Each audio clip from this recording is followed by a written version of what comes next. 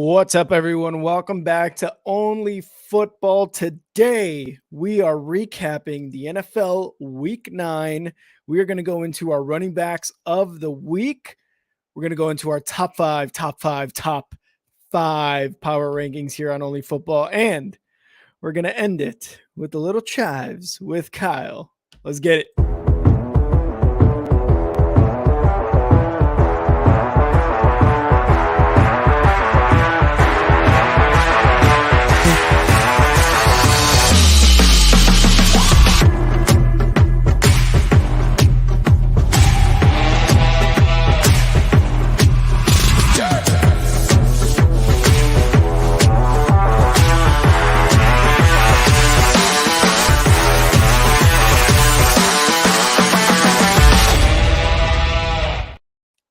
What's going on, y'all? Welcome to the Only Football Podcast. Woo! I'm Kyle, and that is Rick. I'm Rick, that's Kyle. And man, I gotta say, this is for me, this week 9, I feel like I learned more after this week than any other week in the NFL so far. Yeah, I would agree, dude. I would 100% agree. Yeah, it starts off a little weird, like you're trying to figure out, the wins, the losses, are they real? Are they fake? And you get to around this part of the season, and I think we start to kind of know who people are, and some separation takes place. So let's get right into it. The first game that we're going to talk about is the game that took place in Germany. And the Germany. How do you say how are you doing, or what did Mike McDaniel do? Did you hear him? No. Is it like Guten Tag or some shit like that? Yeah, he said like Guten Tag or something. He's like, oh, sorry, I've been in Germany too long. So Miami trying to prove that they can beat a real team.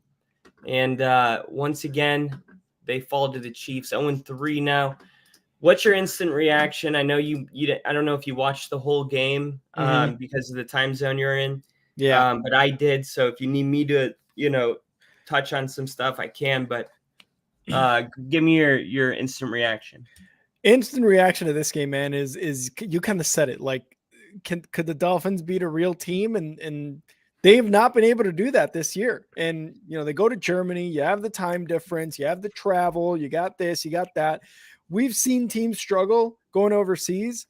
And to be honest, I didn't expect this to go as bad as it did, right? 21-14, I believe it was, for the Chiefs, a Chiefs dub here against the Dolphins. The Dolphins kind of struggled all game. Their running game wasn't good. They were 3rd and 12 on third downs. So just unable to extend drives for the Dolphins. And, they clawed back. And especially, the fact that they didn't let up a second half score from the Chiefs. I mean, when you that in itself, I feel like is pretty impressive, but they couldn't do anything with that. They scored twice in the third quarter, but when it came to the fourth quarter, it just, again, those third down conversions they were just unable to do so. So that's really what killed them. And God, what was it? 3 straight incompletions, set up a long down and distance, mental mistakes, botch snap. It's just you got to the fourth quarter for the Miami Dolphins, and it was just like they kind of just fucked it all away, right? And on the other side, the Chiefs, they did just enough.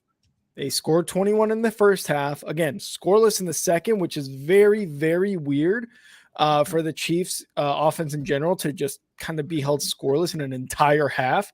Like, that's really not heard of when you're talking about a Patrick Mahomes-led offense. But the defense, again, we've talked about the Chiefs' defense. Like, they're just so good.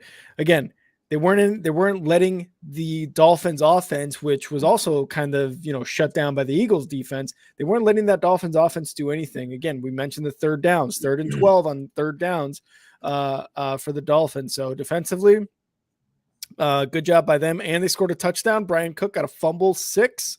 So the Chiefs defense is really where you kind of want to set all this praise for the Chiefs as a whole. The offense, they scored, but to get shut out in the second half, that's just not good. But the Chiefs escape with a win here against the Dolphins. Yeah, it's a little uncharacteristic too to think the Chiefs. And you know what? As a Broncos fan, I hate it because we just cut out the Chiefs, and we were looking really awesome.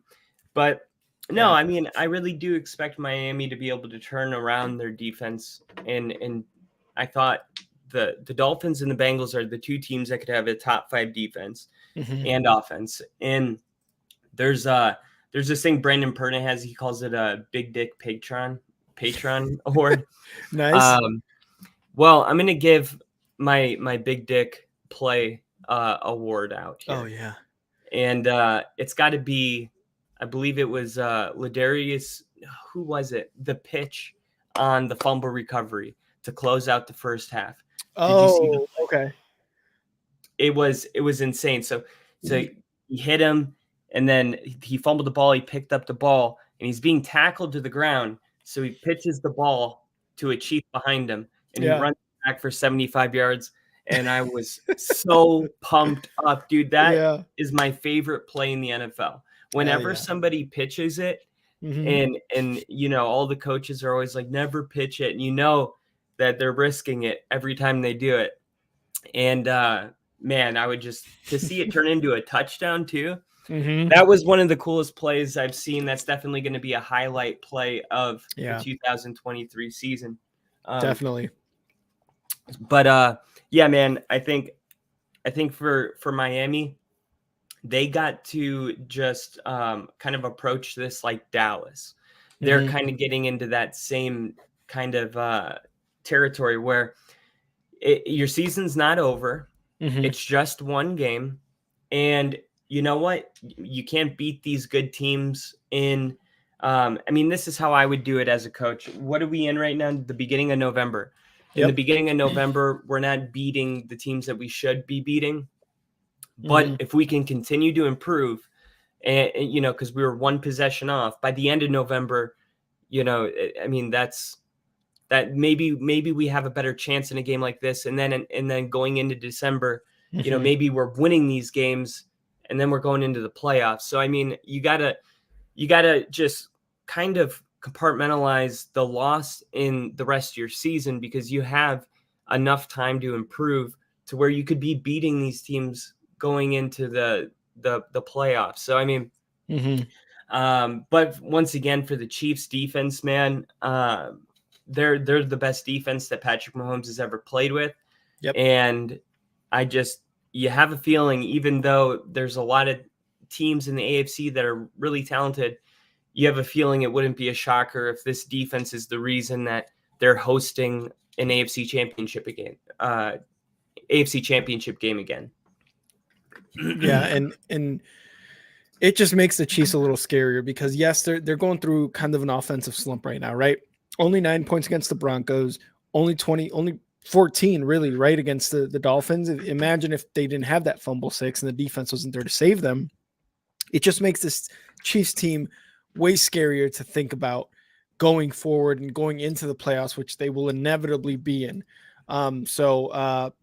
Yeah, man, they were able to escape with a win in Germany. It's just they need to start looking a little bit better. And every year it seems like we're always like, oh, what's wrong with the Chiefs? And it's kind of like you get closer to the end of the season, you're like, oh, nothing. They're still just as good. So yeah, and you're probably gonna have if you had a Big Dick award to hand out, it would probably go to this guy right here, Joshua Dobbs. Oh yeah. Who had to, I don't know if you saw the video of him on the sideline teaching his offensive line the cadence. Yeah. He had Dalton Reisner there, by the way. That was Dalton Reisner. That was he's getting his shot after an injury to the O-line. But anyway, I mean, how ridiculous is it that a guy doesn't even know the cadence of the quarterback? He doesn't know a playbook. Like, they're literally drawing it in the sand. And he comes out there and plays his best game of the year. You know, even if they liked what they saw from Arizona, he played better in Minnesota than any game I think I've seen him play in Arizona. So what did you think about this game? Dude, this game. It was just insane because Joshua Dobbs, like you said, just got traded to the team 4 days before this game, something like that, 5 days before the game, whatever it is. And like you said, wasn't expecting to go in. Jaren Hall, obviously, he got injured during, I believe it was like the first quarter, early second, whatever it may have been. He was out for the game. He got a concussion. He's out of the game. Joshua Dobbs, like you said, working on the cadence with his lineman, with his center on the sidelines. And you would think as a Minnesota Vikings fan, you're like, shit, this guy just got to Minnesota. He just got on the team. This is going to be a bad rest of the game for us. And what happens? The Minnesota defense forces some turnovers. They get 10 points off of that. And then Joshua Dobbs in the last couple minutes on red zone is leading the Vikings to a fucking win. 31-28. The Vikings win. They've moved to 5-4. They're looking like a better team. The loss of Kirk Cousins doesn't seem to be bad. Kirk Cousins or Justin Jefferson doesn't seem to be bad. They can continue to do something like this. They're gonna get a wild card, like it's guaranteed, right? And it just kind of seems that way. Like everything is going right for the Vikings right now. Joshua Dobbs, again, not only was his passing great, but this guy can run the goddamn ball. 7 carries for 66 yards and a touchdown. He did better than Madison, right? Like Madison has had a bad year with the Vikings. Joshua Dobbs was able to get it into the end zone there one time and was the leading rusher for the Vikings. On the other side, the Falcons, man, you could not have written a better way to win a game. Again, we don't root for injuries, but hey, Jaren Hall, concussion protocol, he's out. You're going up against a guy who just got to the fucking team, and you let up a win. You let up turnovers on the defense, and then you let him go downfield 75 yards for a dub. The Falcons, even with Taylor Heineke, they looked decent, right? They put up 28 points. Okay, cool. But those turnovers late for Heineke, fumbles. I think Bijan Robinson fumbled the ball a couple times. I gotta double check. Yeah, Bijan Robinson fumbled once and lost it. It's just you had to win this game, and the defense could not come up with a way to stop the Vikings. And again, Joshua Dobbs, guy who just got there, you can't stop him. Are you serious? Like this guy doesn't even know the playbook. He barely knows people's names on the sideline. He's practicing his cadence with the center. So bad game overall for the Falcons. And I don't know. I really don't know what to say about this game for the Falcons. It's just like, how do you lose this? This was a bad loss.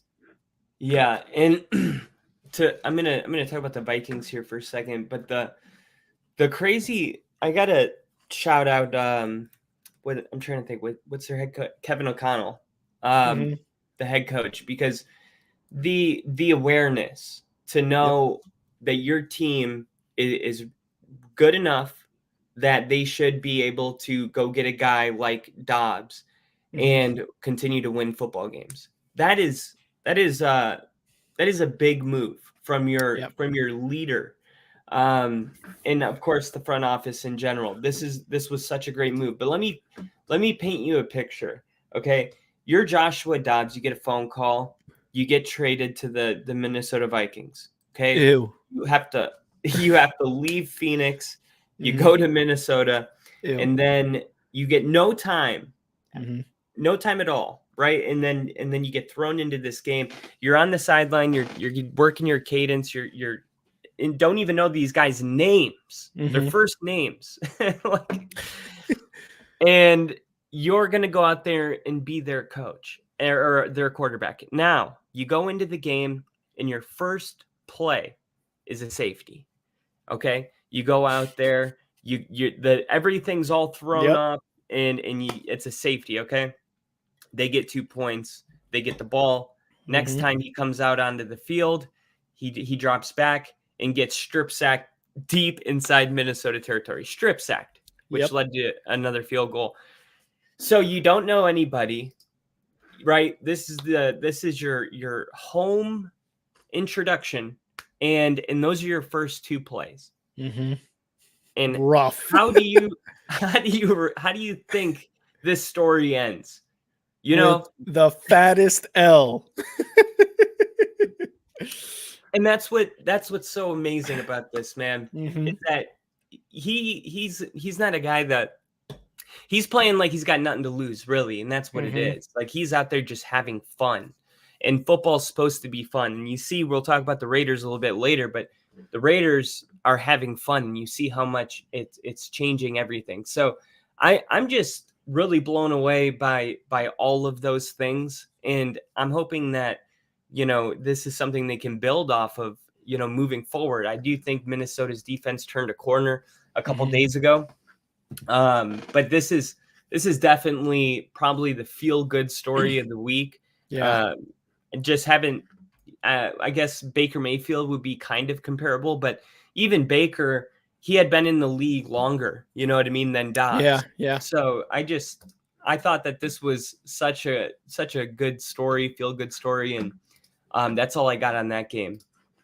Yeah, pretty much same, but like to start it off, like you said, to start it off that way and to come away with just a win, like the Vikings are gonna have his jersey in the team store for sure. Yeah, they better. They Um, fucking better. this game is what I was talking about when we opened up the podcast, and I said I think I'm starting to learn about who people really are. This is insane, Rick. Mm-hmm. Yep. Not even 7. Not I even know. 7. I try to sneak in 4 points. You guys know I hate the fucking Ravens. All right. Just look at all of our top fives. The Ravens never make it on Kyle's top 5. All right, so the Ravens handle business at home. They're the best. Got absolutely manhandled, kind of like Detroit did, and Seattle beat Detroit. So maybe you're thinking Seattle would have a better shot against Baltimore. I think it was a total of 6 points between both the teams. This isn't. I have no words for what Baltimore's doing right now. Do you think that people are just having bad games in Baltimore, or is the defense this good? The defense is this good, man. Well, again, deja vu. 2 NFC division leading teams go up against the Baltimore Ravens, and the Ravens just shut them down. They shut them down. What did you say? Probably 6 points scored between Detroit and Seattle. What the hell? Yeah, 6. Right? The Ravens defense, man, it's insane. It's that good. It is that good. They gave up less than 200 yards of offense to the Seattle Seahawks team, who's 5-3, who was looking at this game like, hey, we've got a real good shot with the 49ers on a bye to really extend their lead in the division. They could get nothing going against this Ravens team, especially on the run. Kenneth Walker III had 9 carries for 16 yards. Zach Charbonnet had 4 carries for 8 yards. Even Geno Smith carried the ball twice for 4 yards. They could get absolutely nothing going. Geno Smith passing 157 yards and an interception. They were lucky to get points because it looked like maybe they were going to get shut out. Luckily, they got a field goal there in the second quarter. But the Ravens just kept coming and coming and coming. Oh, I'm coming. The Ravens run offense, by the way. Amazing. Lamar Jackson, not a great day through the air, only 187 yards, threw the ball 26 times. But when you have a run game as good as Gus Edwards has been in the, inside like the goal line situations, he scored twice. You had undrafted rookie Keaton Mitchell score a touchdown, had 138 yards in his first ever NFL game. And this defense, man, again, this defense, what more do you want to say about this defense, dude? They're just so damn good. This Ravens team is a fucking problem. I know you hate them for reasons that are still unknown to me, but we gotta start respecting the Ravens as one of these top tier teams in the NFL. Nope. See, now you know how I feel about the Packers. All right, I'll tell you why I hate them really quick.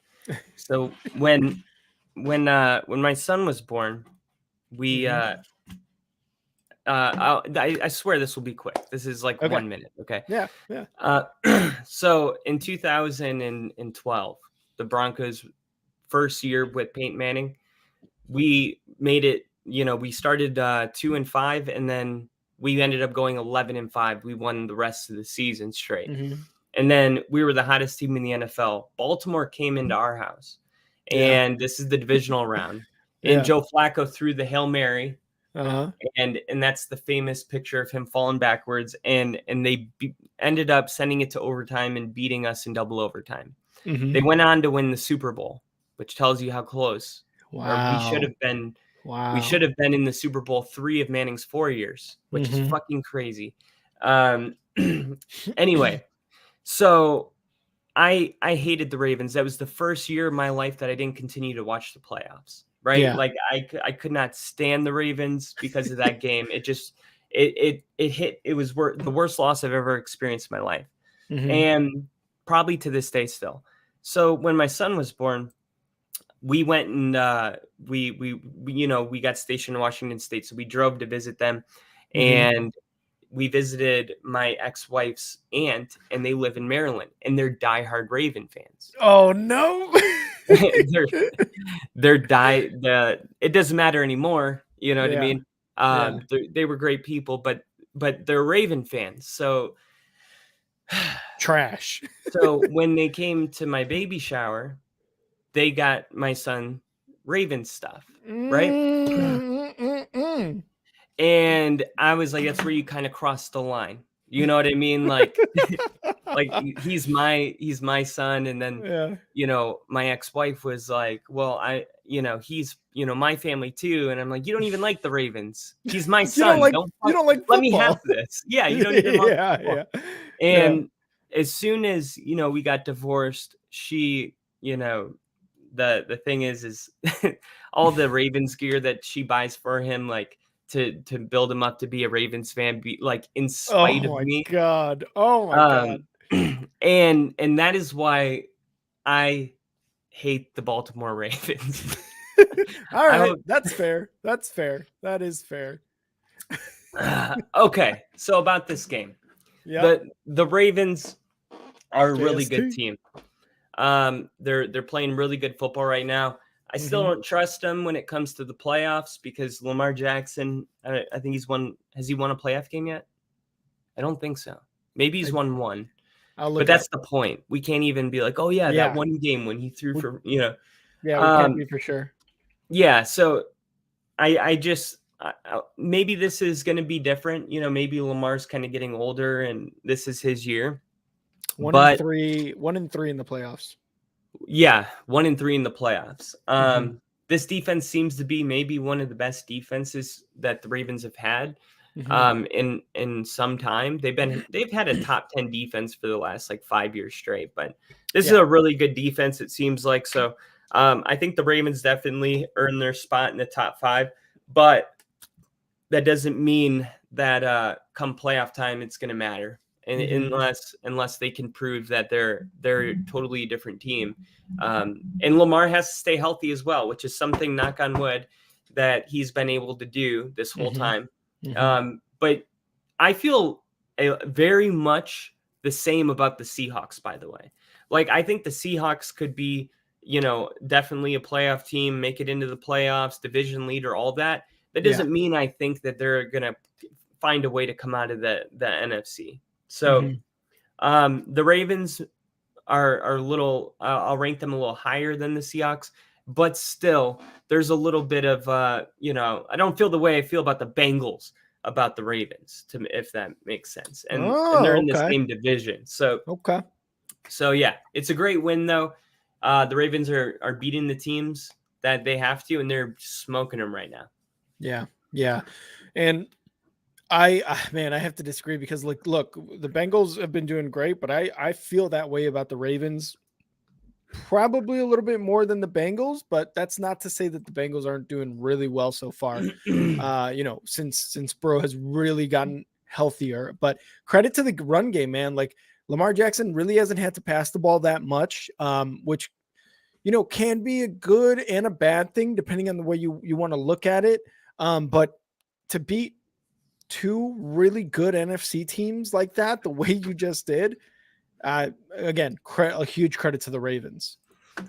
Yeah, and the best team in that division right now, if it's not the Bengals, it might be the Browns, and this is why they were in my top 5, man. So they get Deshaun Watson back. Deshaun Watson looks awesome. Arizona, like we're talking about the Ravens defense. What about the Browns defense? A shutout, freaking shutout. It doesn't matter who you're playing in the NFL. A shutout is very, very hard to do. Cleveland's defense is an absolute nightmare. Myles Garrett was on the Pat McAfee show today talking about how he doesn't even get sore after games. He just wakes up the next day and goes to the gym. Like, he's literally like a freak of nature. Yeah. And he's the leader of that defense. And the Browns, if Deshaun Watson is healthy and back in the mix, they got something to say about this whole division, I think. Yeah, absolutely. And I got to give credit to the Cleveland Browns, like you said, right? Like, this is was one of the reasons they were in your top 5. The Browns gave up probably less than 100 yards of total offense to this Arizona Cardinals team. The defense was dominant. They had 3 turnovers. It's just, this game in itself was just ridiculous. Deshaun Watson threw for over 200 yards, 2 touchdowns. Kareem Hunt rushed for a touchdown. I forgot Kareem Hunt was even in the league anymore. I know they picked him up a couple weeks ago, but I'm just like, oh yeah, there's Kareem Hunt. Amari Cooper had a hell of a game. Offensively, the Browns were doing a lot better than in recent weeks. 139 yards and a touchdown for Amari Cooper. David Njoku got a score. The man who burned alive, no jokes, but like, he's got those burn scars. So this guy, he's a tough son bitch. The Cardinals, dude, Clayton Tune, you throw him in a game against this Browns defense and you expect him to do anything really worthwhile, you're asking for a lot. You're asking for a lot. He was, I mean, what else do you want from Clayton Tune? He threw for 58 yards and 2 interceptions against this very good defense. Like, what do you want? What do you want from him? We talked about, or at least I. What is our situation, Dad? Oh my God, what movie is that? What is our situation? Wedding Crashers. Wedding Crashers. Yeah, because the artist kid. What is our situation, Dad? That is literally all the Cardinals fans. What is our situation? Oh God, yeah. We're gonna have to clip that, and for one game, we're gonna have to play it. I like it. I like that. Kyler Murray needs to come back, man, and he needs to come back, and he needs to bring some sort of, like, I don't know, just consistency to this offense. Chance the Rapper, also. Why not? He needs to bring something, man. Juice. Yeah. Juice. I'm so glad you got that. Oh yeah, you're from Chicago. You're gonna know that. Oh, very familiar. I was on Chance before Chicago was on Chance. Yeah, it's like the only dude. I'm telling you, dude. I saw him play. He opened up for Mac Miller. There was like 7 people in there. 7 people. This was acid rap. There was nobody in there. Wow. Like, it was insane. It was so you were on 10 Day? Yeah, 10 Day was I was on for Brain Cells. Yeah, that's 10 Day. I know, but I'm saying Brain Cells for was Brain like Cells. Okay, the big song that came out right before he dropped that whole album. The black and white were what are we gonna do? Please open the door. You know which one I'm talking about? Yeah, I think so. Here's a tab of acid for your ear, and the match, and the passion, and the magic in the air. The flabbergasted your ambulance. You know what I'm talking about. Kyle knows. Anyway, it's the Book of Rhyming, and I'm drawing doodles. I should rhyme with ramen noodles. Dude, I think nice. when he comes back, I think they're gonna look a whole lot better. I really do. And he's coming back this week. So, for Arizona, it's not going to be their season. I think we are all aware of that, but it's still, like, compared to the football product that they were putting out last year, it's a lot better.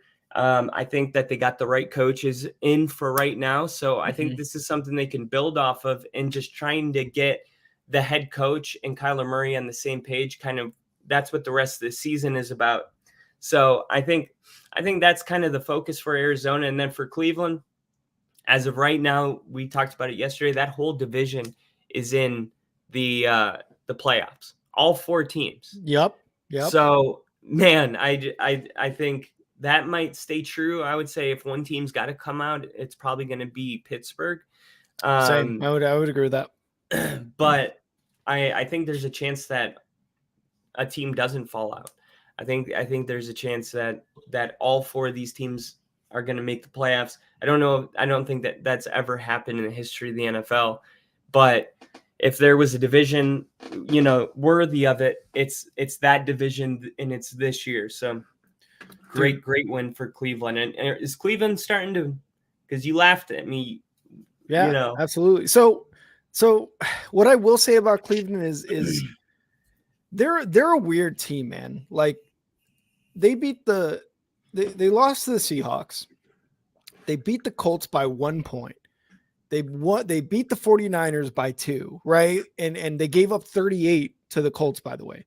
They lose to the Ravens badly, 28-3. They destroy the Titans. The Steelers they lost against, and then they beat the Bengals week 1, 24-3. Like this is a team that is just weird throughout the season. It's just when I don't even know what to say about it, but you're right. Like they're at the Ravens next week, in week 10.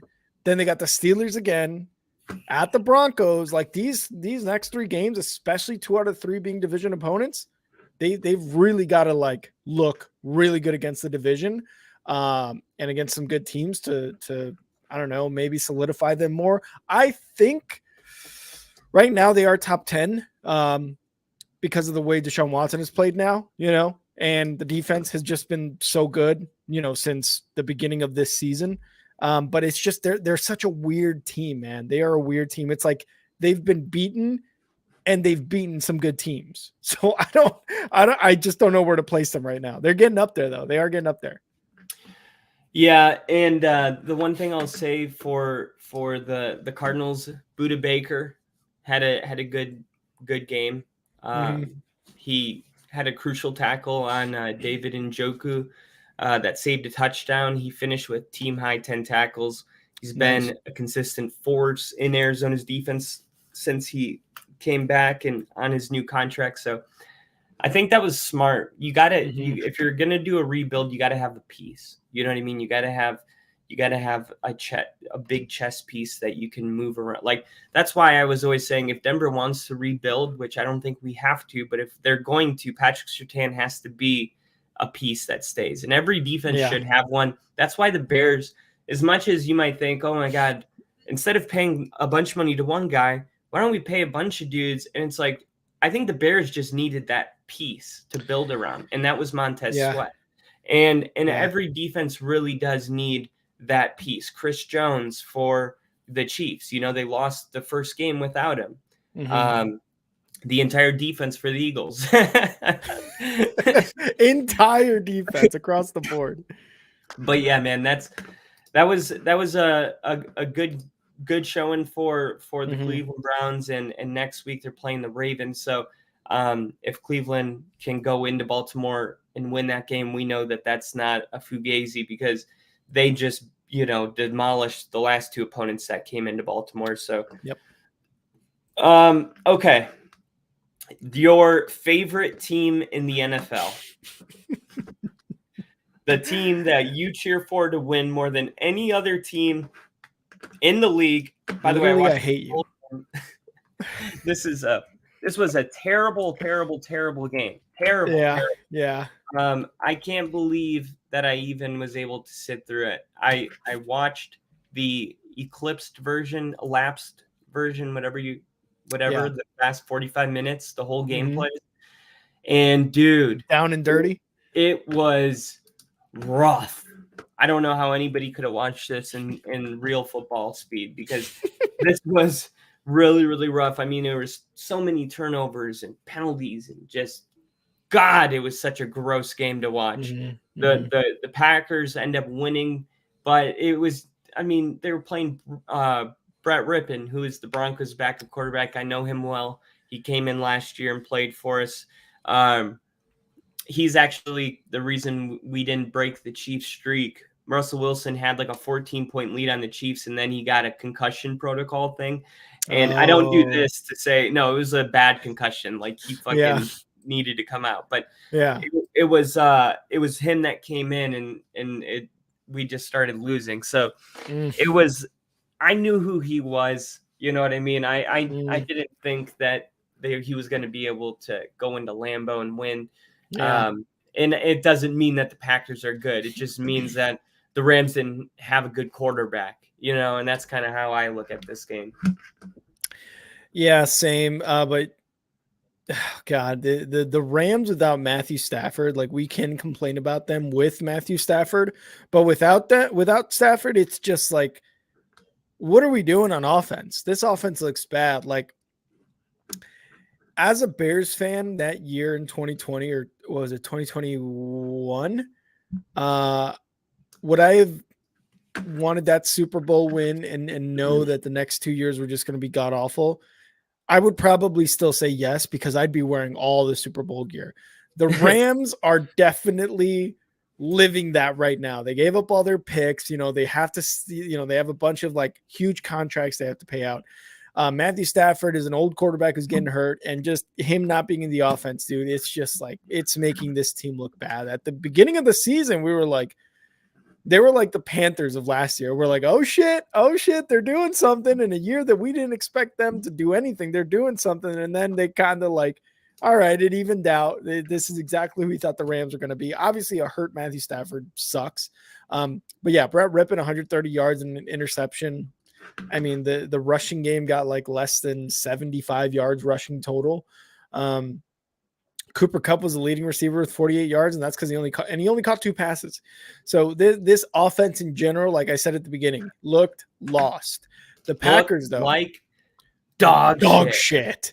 Looked like absolute dog shit. 100%, dude. But the Packers, right? Halftime 7-3. But the Packers at home, Jordan Love, no matter how much he has struggled recently, or how much this Packers team has struggled recently, came out and scored 13 points in the second half. Jordan Love was 12 for 13 for 98 yards and a touchdown, something like that. They held the Rams, the defense, by the way, for the Packers, held the Rams to like less than 100 yards of total offense in the second half. Huge credit to them. Aaron Jones and the Packers finally ran the ball, something that we've been saying for fucking weeks. And, you know, if Tyler's here, you know, during the stream or watching this episode, hey, they ran the ball, dude. Good on them. So they finally were able to do some things that I feel like Packers fans have just been like waiting for LaFleur to do. And they got a dub. They're only 3-5, and they're probably going to finish third in the division. Definitely no playoffs, but a win is a win is a win is a win. So good for them on the dub. Good for them. But credit to the defense. You know, even though they were going up against Brett Rippon, they kind of needed this win just as like a what do you call that? As a pride morale win. Boost. Yeah, morale boost.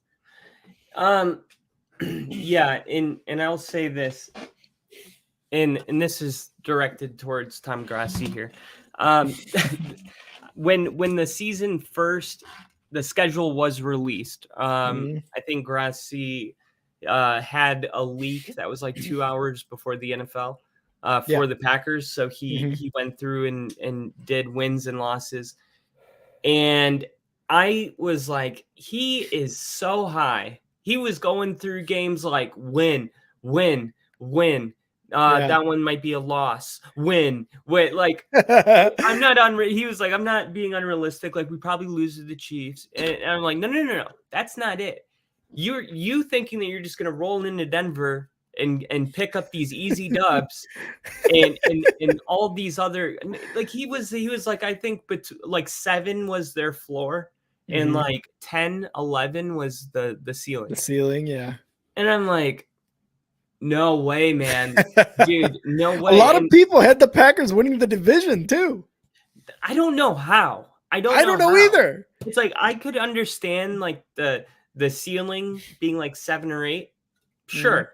Okay. And that still could happen. But man, I just think everyone in Green Bay understands now that it's not going the way they thought it was going to go, and that this is going to be a process. And the Packers fan base, I don't think knows what it's like to have to endure, because they've always been relevant. Brett Favre and Aaron Rodgers take us back 40 years, man. Like that's a lot of football. So, I think it's like 36 to be exact. But anyway, when you look at it, the Packers, it's one thing to be like, yeah, we're gonna have to endure. It's another thing to feel it for the first time.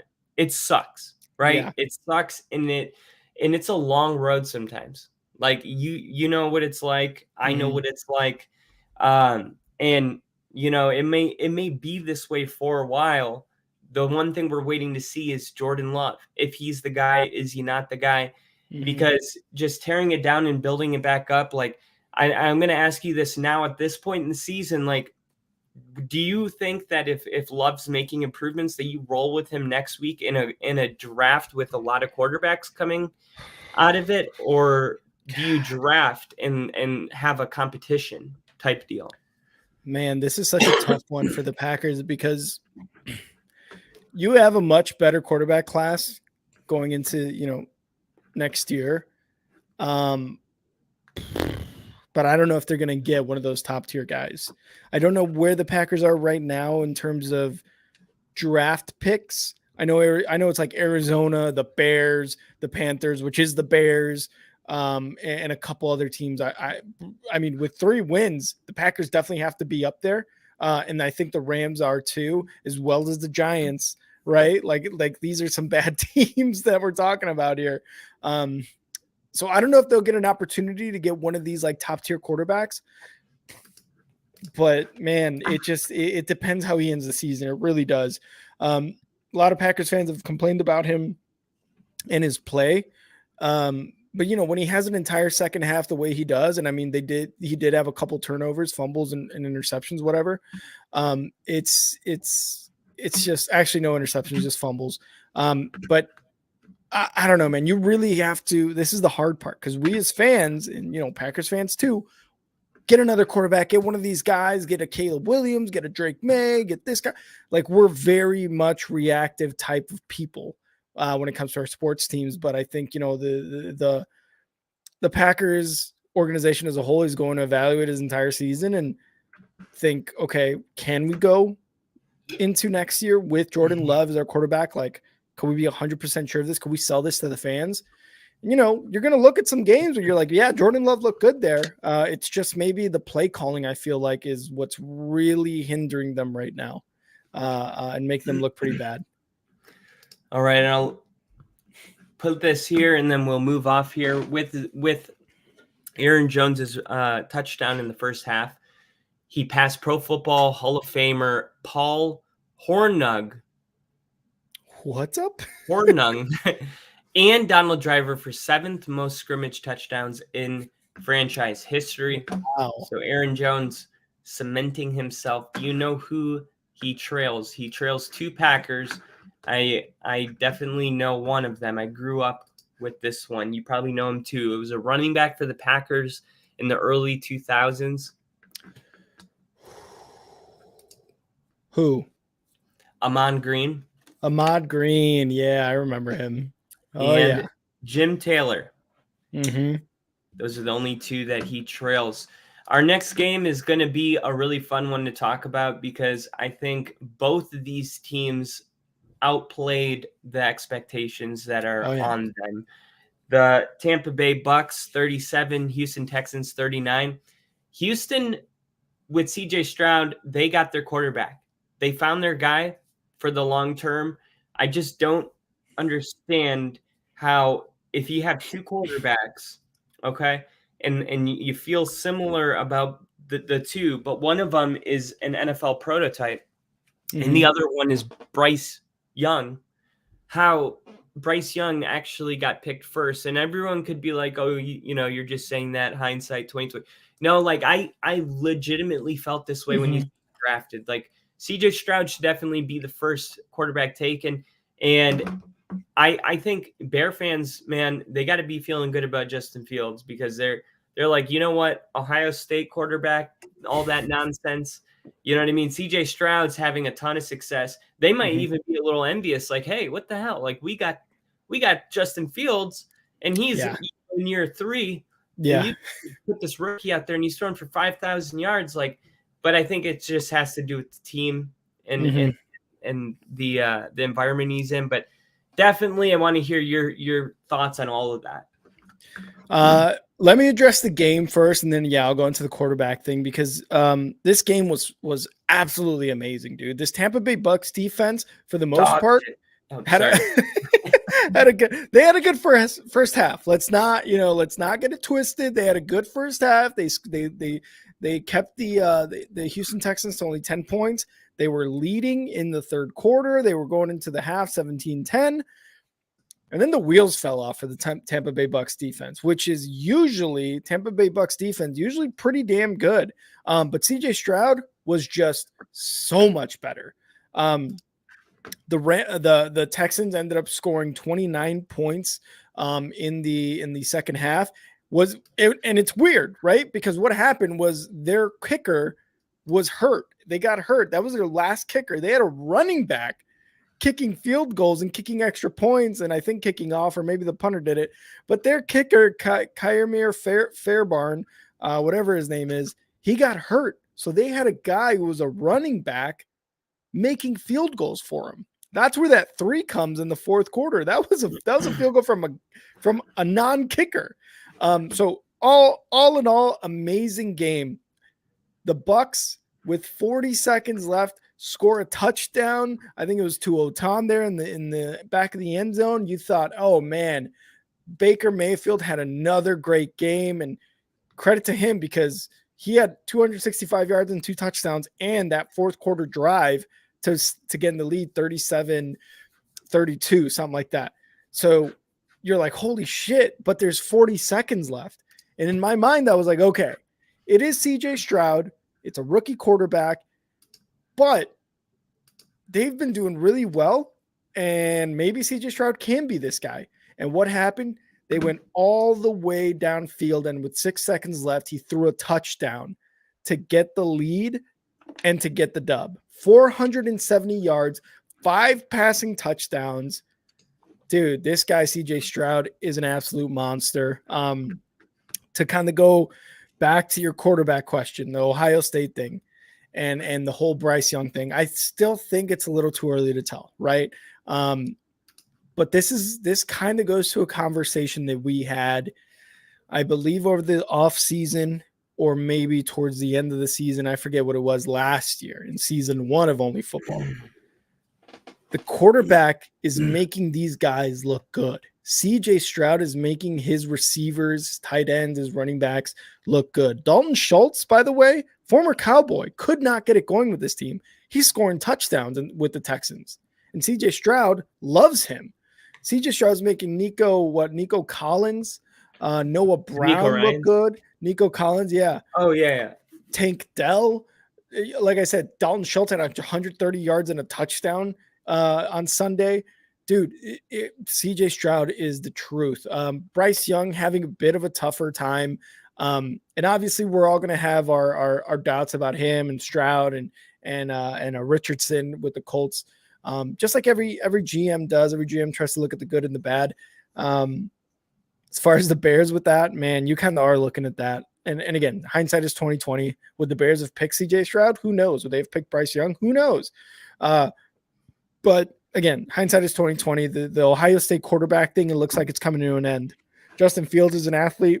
He got hurt. He's in a kind of a shit system right now with the Bears, but the Bears in general are a shit system. So I think CJ Stroud has the much better opportunity and the brighter future, I would say, to kind of put that whole Ohio State quarterbacks don't do well in the NFL thing to bed. Yeah, and real quick, while we're talking about quarterbacks, I wanted to mention one thing. Bright Rippin had that terrible game. Mm-hmm. He was waived today, and they did sign Carson Wentz. Yeah. So Oh, I Carson did see Wentz, that. Yeah. Carson Wentz will be the quarterback moving forward. Okay, on to this game. And I'm just going to put this right here. And this is probably the boldest thing I'm going to say today. Oh, fuck yeah.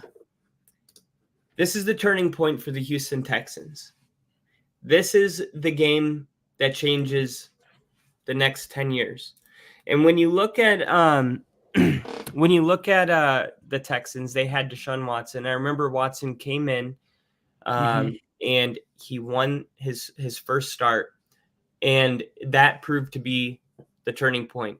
There's a moment where you get your guy, and you know it's your guy, and everything changes. You can deal with everything around, but you need your quarterback and you need your head coach. The Texans have their quarterback and they got their head coach, so they're going to be competing with Jacksonville in this division moving forward. It's not going to be like the way it was when Peyton Manning was on the Colts and they just ran away every year. This is going to be more like the AFC North, where you got the Ravens with Lamar Jackson and you got Joe Burrow, and that's going to be like Trevor Lawrence and CJ Stroud. Like we have never had this many great quarterbacks in the NFL. We are really lucky. As much as we said yesterday, oh, don't you miss all those guys, Big Ben? And we have better quarterbacks than ever. Like better athletes than ever. You think Eli Manning is, like, come on. So you get what I'm saying. Yeah. So yeah, I just wanted to bring that up, and yeah, big win for the Texans. I think even though it was a loss, maybe something that even the Bucs can build off of moving forward. I mean, they put up a lot of points.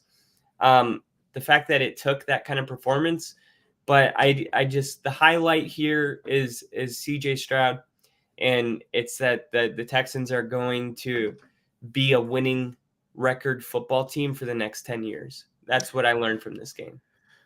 And I don't think I don't think there's anyone listening to that statement that you just made and being like, geez, fucking insane, because yeah, man, things like this, little things like this, when they happen to teams that have been shit, this can be a turning point. They got their quarterback, they got their head coach, they got weapons, they got 2-year, second-year running backs and wide receivers, rookie wide receivers. They're on the right track. As far as the Bucs, man. Oh man, Baker Mayfield wanted this one. He wanted this win so bad. And credit to him for being able to lead that team down to a very short-lived lead there in the fourth quarter. Because he did very well. And Rachaad White had a very good game. I think 119 total yards with receiving and rushing. So the Bucs have some good weapons there. Baker Mayfield may not be their quarterback next year, depending on situations, whatever happens. But Rachaad White and a couple of the other guys there are, they're going to be kind of those building blocks for the Bucs. For sure. And our next game was one of the games that I didn't want to touch out of a lot of them. The Washington Commanders, New England Patriots. Gross. It just looks like throw up. It looks like, what did I eat last night? God. And I hate to be mean to the Commanders, but I just, it's the way it is. It's two teams that don't really have a great offense playing each other. And I thought New England might win because they're at home. The Commanders get rid of Montez Sweat and Chase Young. I thought maybe that's not a good recipe for, the following week. And still, I think it's time to just say it. The Patriots are absolute dog shit. And the Commanders were able to overcome some offensive issues early in the game. What's your takeaway from this one? Bill Belichick on the hot seat 100% all season. He has been just Bill Belichick is rumored to be the Commanders' next coach. Yeah, because Ron Rivera, like we've said it before on the show, Ron Rivera does not give a fuck. He's just like, yeah, I'm gonna get fired at the end of the season, so fuck it. I'm not even going to argue anymore. I'm not even going to get my heart rate that high because I know I'm at the end of my leash here. But Bill Belichick, if he goes to the Commanders, cool. You got Sam Howell there, who's a fucking stud, by the way, throwing for over 300 yards again in this game against a defense for New England that is usually pretty good. He did throw a bad interception, but throwing over 300 plus yards, throwing the ball 45 times, throwing for a touchdown, and even rushing for 27 yards. Like, he did really well. This is only, I think, the first time in his career he has gone back-to-back 300 plus yards passing. And look what he's doing when he's got time. The offensive line, we've been critiquing this offensive line for the Washington Commanders week after week after week. He got sacked like 7 times one week, but threw the ball still like 50 plus times. Like, he was back there to pass, kept getting sacked, kept getting pressured, couldn't get anything going in the offense. And look what he's doing now, throwing for 300 plus yards 2 weeks in a row. Terry McLaurin, 73 yards. Jahan Dotson had another touchdown. I think his second or third of the year. This offense for the Washington Commanders is doing really well. And the defense, after trading away like Montez Sweat, Chase Young, they did really well in the second half. The last 5 possessions the Patriots had, punt, interception. They held him to 1-7 on third downs.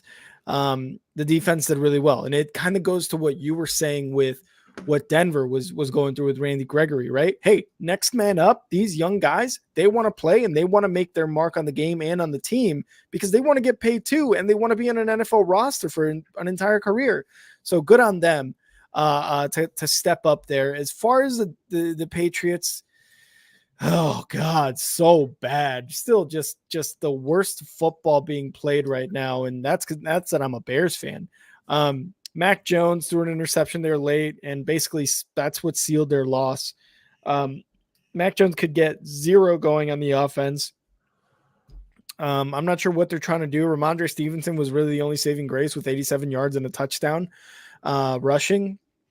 Hunter Henry caught a touchdown. Like, it looked like a decent game was about to happen, and then the Patriots just got basically shut out in the second half. They scored a field goal, and that's it.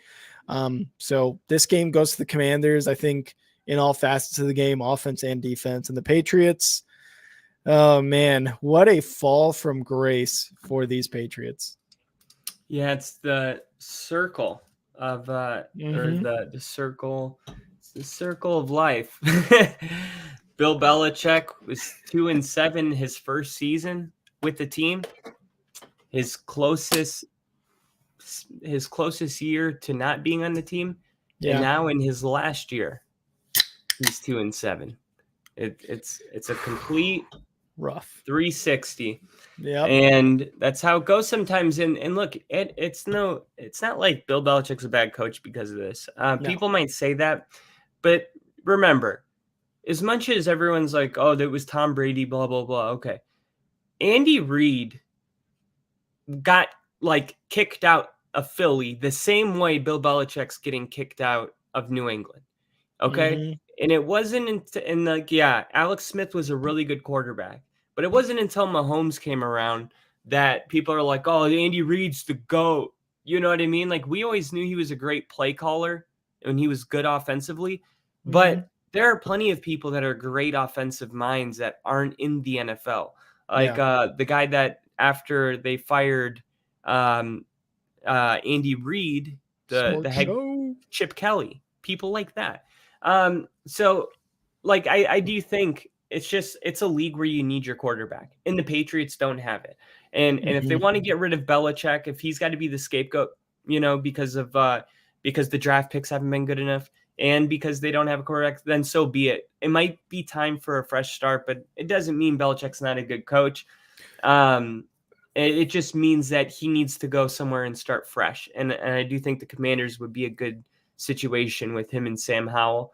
And just like Andy Reid needed that second chance with the Chiefs. Yeah.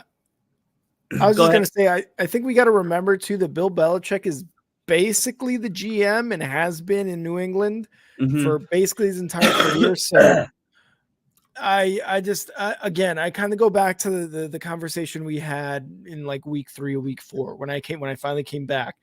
it's like Bill Belichick gets like all this praise for being like, oh, look at this guy. Look at Bill Belichick scouting some guy in the rain while everybody else is on vacation or something like that. And he's some D3 defensive end. That guy never made it to the NFL. You know what I mean? Like, you're looking back, yeah, it's kind of cool for him to be like, this guy might make it. And you're like, oh shit, he knows something other people don't. And then you see what happens. It's like, he basically picked Mac Jones. He's looking at guys in the rain that are from D2, D3. And you're just like, oh yeah, no, he's kind of bad. You know what I mean? Again, Tom Brady definitely helped. Him having the Patriot way for 20 plus years has definitely helped as well. Being able to bring in free agents, being able to bring in some guys through the draft too, to make impacts on the team and win Super Bowls. We cannot discount that. And you're right. You know, I'm definitely one of those people who was just like, Bill Belichick sucks. I can't discount what he did for 20 plus years with Tom Brady and with that organization. So it's just recency bias. That's really all it is. Yeah. And that's sports. You know, that's how the sports world is. Oh, is Steve in here? Mm-hmm. Hell yeah. What's up, Steve? We got Sports Show. We got JST. We got the whole gang right now. Got the whole gang in here. Well, it's perfect timing. Ladies and gentlemen, kick up your feet, relax, crack open a cold one, and get ready for the one and only place that you can see the Chicago Tears. I'm just kidding.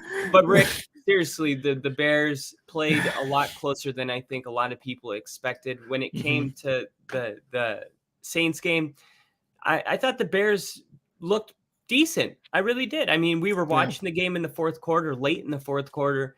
You know, what do you think about this? This isn't a bad thing, and you're getting Justin Fields back this week. It looks like he's already on my fantasy lineup. I already put him in to start. He's got a projection already of like 17 points.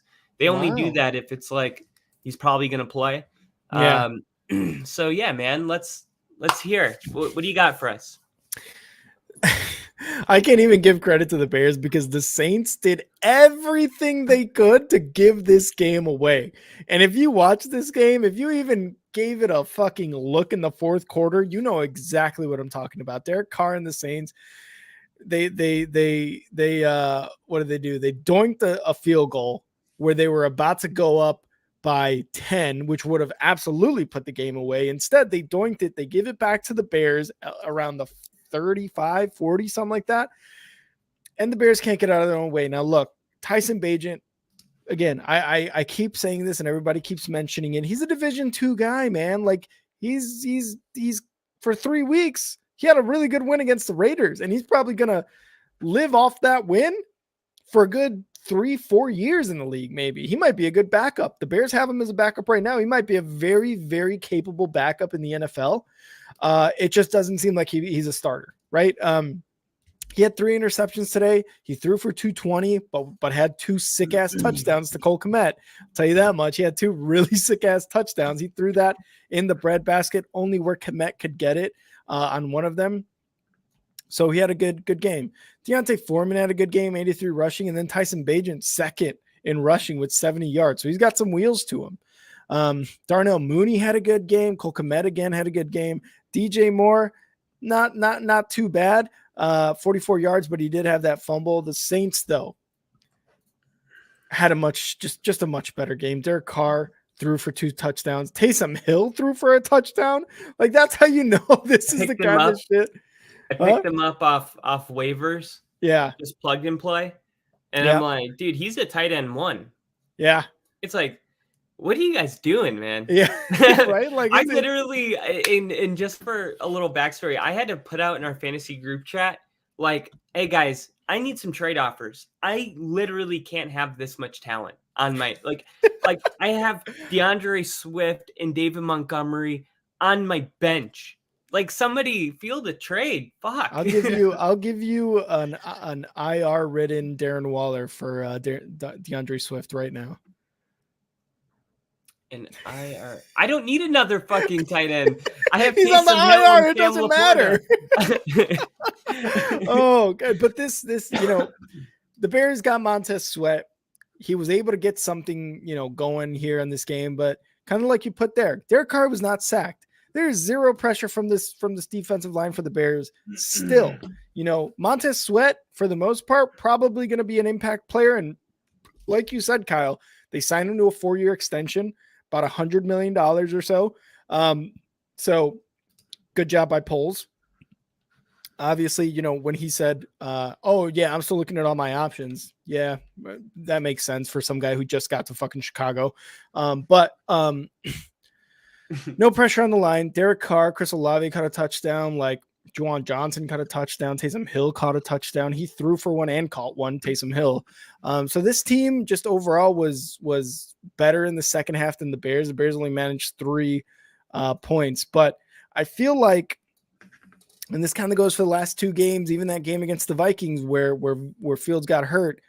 Fields was in there, man. I feel like we may have had a better chance at winning this game because, like I said, the New Orleans Saints hung on by the skin of their teeth, man. And they're leading their division right now. And that division is just such ass that's why they're leading it. Because, again, you put in even an NFL average quarterback on the Bears would have their 3rd win, and the New Orleans Saints would be 4-5 right now. Yeah. And we will have Bears Panthers right on Thursday. So unfortunately. So we'll get a chance to see that. I'll be invested. I got Justin Fields starting in this game. So I mean, this is gonna be really good. And Steve here, missed you guys yesterday visiting my brother. We'll probably miss Thursday night doing the same, but for sure we'll be there to show support on Sunday for you. Yeah, always thanks, appreciate it, Steve. Tell your brother what's up. And what's up? Yeah, I think this is kind of what you said, man. All of what you said. The Saints are going to win their division probably because it's just not a good division. It's winnable. We'll see how the Bucs bounce back. But in his first debut, a lot of people wondering, how did Montez Sweat do? He did pretty well, I would say, and you kind of agreed with that. In his Bears debut, Montez Sweat generated a team high 4 pressures and 25 pass rushes, generating a 16% pressure rate and a 2.73 second average time to pressure. There we go. There you go. You got your piece that you can build around. I'm saying I'm going to make a bold prediction right now. And here we go. Montez Sweat in his second game is going to get at least 2 sacks. Oh, I like that. It is against the Panthers. So, I mean, I still love it. Hopefully he does. And hopefully we're going to be streaming the game, obviously. And it's going to be fucking exciting. Is it going to be a home game for the Bears? Actually, I believe they are. I'll double check this real quick. I believe they are in Carolina. Okay. Nope, they're in Chicago. You're correct. They're in Chicago. Yep. So it's going to be a good feeling when he gets those sacks and Chicago's just going crazy. Yep. And it's like, yep, you got yourself your guy. And then we talked about Taysom Hill. He led the Saints with 52 rush yards and accounted for 2 touchdowns, 1 passing, 1 receiving, like you mentioned. Man, the Taysom Hill, it's not a fluke anymore. Like, what they're doing is that when they get into the red zone, they have a whole package where Taysom Hill comes in. I mean, I was watching that game. I was sick, but I was trying to keep up with it. I mean, there was a time where they ran it and they stuffed Taysom Hill, and then he lined up at the slot and caught it on the next play. Like they're like, we're going to get him the ball no matter what. He's either going to throw it, run it, or catch it. You know what I mean? Like he's literally like, they're using him like the Gators used Tim Tebow as a freshman. Like this is really, really interesting from the Saints. And I think you're going to see this moving forward. So I think definitely if you guys play fantasy football, there's a lot of value in Taysom Hill. I think he's only rostered on ESPN. He was rostered like on 36. Not anymore, probably. Not anymore, no. Let's see. I'm going to click it right here. It'll tell me 39% of rosters, which is crazy because although he's averaging only 10 points a game, in his last 3, he's had 22, 20, and 17, 16.8. Pretty good. So, yeah, I think the Saints got something that they can kind of build on. And I think the Bears got something they can build on. And I think they get the win against the Panthers as well. Yeah, I think that is definitely a must win against the Panthers, because with Justin Fields as your quarterback, the Bears have probably a better shot to win games the rest of the way this season than the Panthers do. So you definitely, I've been saying this entire season, you definitely want the Panthers to have a terrible, terrible season. So you got to win this one to get a better pick. For sure. And our next game takes us to Carolina, and the Indianapolis Colts were able to get a win over the Carolina Panthers. I'm sure Colts, Ginger. Sure, Ginger's super happy about it. Kenny Moore had 2 pick sixes that really propelled the Colts to getting this road victory. Bryce Young continues to struggle, as a rookie. They just don't have a good O-line, don't have good receivers, and the Colts offense was pretty quiet. What's your feedback on this one?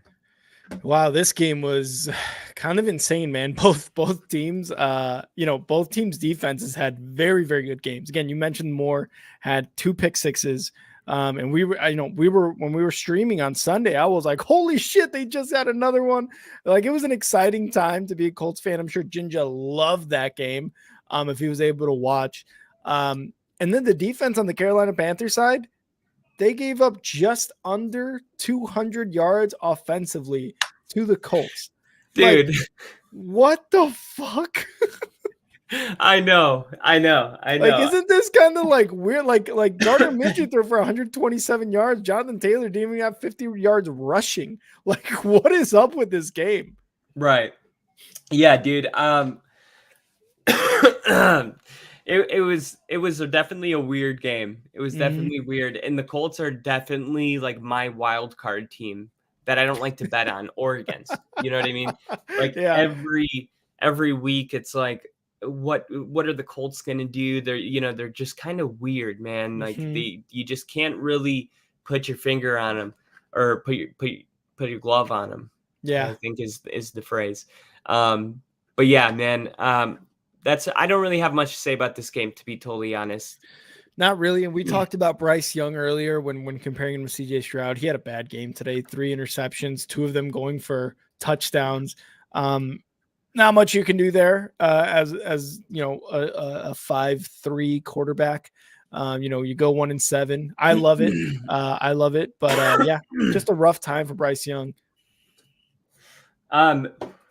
During your fucking whatever recap. Yeah. There's a TV right behind this wall. Yeah. And I didn't know what I was hearing, because I was like, am I hearing a voice in my head? Yeah. But you're never going to believe what it was saying. It was going, you're going to die. You're going to die. You're going to die. Oh, is that what you were laughing at? And I was like, what the fuck is that? And then I was like, oh, that's Smile. That's the scene in Smile where she walks past the office and he's like, yeah, fucking all creepy. And I'm like just sitting here trying to be fucking normal, and I just focused on football. Yeah, I know. You're going to die. You're going to die. Like, okay. Our next game, I got a lot to talk about. This is Antonio Pierce is his name. Bill, cover your ears. Bill, cover your ears. He's the Raiders head coach. Actually, Max Crosby was on the Pat McAfee show today talking about what it's been like, and how the locker room, they were smoking cigars. They had, Al, what's his name again? The owner, Mark Al, what the? Mark, I know who you're talking about. Yeah. Yeah. Okay. Crazy bad haircut. Yep. So they had him in the locker room, man, and they're having cigars, celebrating Mark Davis. It just like looked like there was so much life. And then you see Antonio Pierce come out, Coach Pierce. I don't know, Coach. They're calling him AP. He came out there and he was like, you know what this means? I'll see you motherfuckers on Tuesday. And they all went crazy, because obviously that means the way they're running shit is if you win on Sunday, you don't come into work until Tuesday, which is pretty cool, right? To get all of Monday off. So I mean, the Raiders are, and they talked about how, like, look, we are the brand of, like, we're the bad boys of the NFL. Like, we're the, like we talked about, like, we're the place that, if your daughter's dating a Raiders fan, you're like, oh shit, like Yeah. they're the pirates. You know what I mean? Yeah. They're gonna steal your shit and sleep with your wife. Like, this is Oh my this is the God. Raider way, Yeah.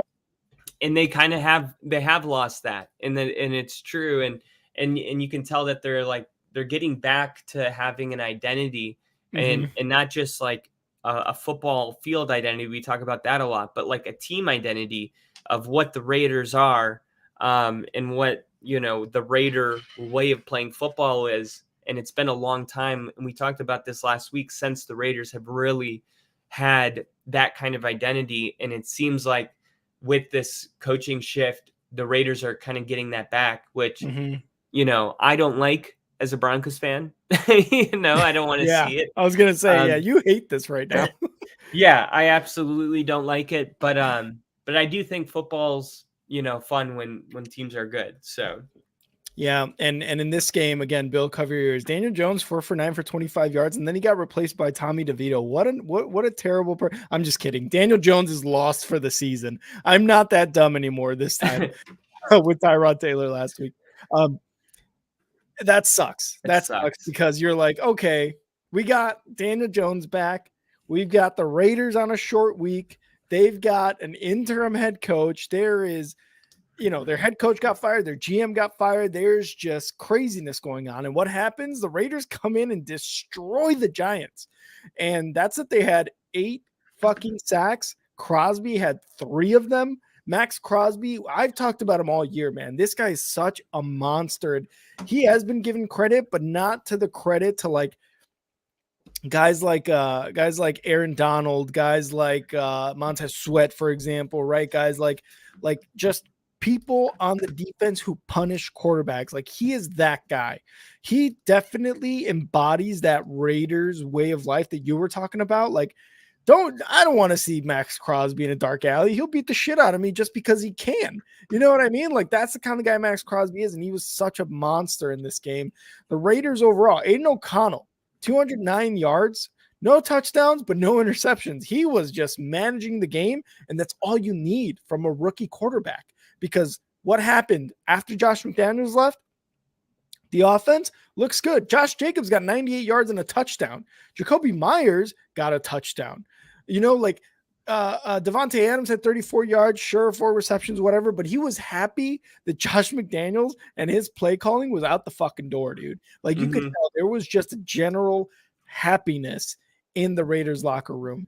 On the Giants side, it's tough, dude. DeVito got his first touchdown though in the fourth quarter. That's cool. That's cool. Let's clap it up. Let's get something for Bill here to really kind of lean on, hopefully. But dude, the Giants need to call up Cam Newton. No, they don't. No, they don't. Why not? What do they have to lose? You may as well call him Kaepernick. Fuck it. Both guys have been out of the league for several years. You know what I mean? Cam Newton probably a little fresher. He played in 2020. Patrick, you're going back to like 2015. Yeah, you're right. But man, Cam Newton with the Patriots. But look at Bill Belichick, right? I mean, that's true. What they should have done was gotten Carson Wentz instead of letting the Rams get to him. That's what they should have done. But regardless, they could also get Phillip Rivers, maybe. Hey, if he's not busy making more kids, maybe he might have is. You can do both. give him a private room for conjugal visits during the halftime. The Giants letting up a bunch of sacks again. They got Daniel Jones, DeVito got sacked a total of 8 times. Max Crosby getting 3 of those. Saquon Barkley though, still a bright spot on that team with 90 yards rushing. Darius Slayton got a couple good catches, 59 yards. It's just that this Giants team is it's not good. It's not good. And to lose Daniel Jones, your $40 million a year quarterback for the rest of the year, it is it's just bad. I'm going to say this about it. It might be a blessing in disguise. Oh, wow. And this is why. Had the Giants been able to keep Daniel Jones and he was able to go in and, let's say, win 4 of the next 8, Yeah. right? They're going to be going into the next season with a, like, whatever, 6-10, 12, 6-12 record, something like that. They may go ahead and stick with him, but with the contract and now the amount of losses that are going to come, the fact that the Giants didn't make a move for Carson Wentz tells me that they want to lose because they want to draft a quarterback in next year's draft. That's a possibility for sure. And then there can be a competition between Daniel Jones and whoever they draft. And I mean, this is a team that went to the playoffs last year. So to say like that this team is just trash, I don't think that the roster's trash. I think that they just need better leadership at the quarterback position. I've never been like, oh, Daniel Jones is that. I mean, I was kind of sold a little bit after his playoff win.